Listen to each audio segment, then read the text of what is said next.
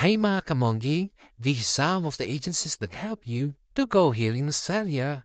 You can apply here in Power Horizon International Resources, VFG International Placement Corporations, InterAsia Outsource Incorporations, Caves Pleasures Manpower and Constructions, Sears Global Incorporated, and SGS Human Resources Corporations. If you want to go here in Australia, you can apply them. You can check them in their face pages, and then what are you waiting for? Tara na dito sa Australia.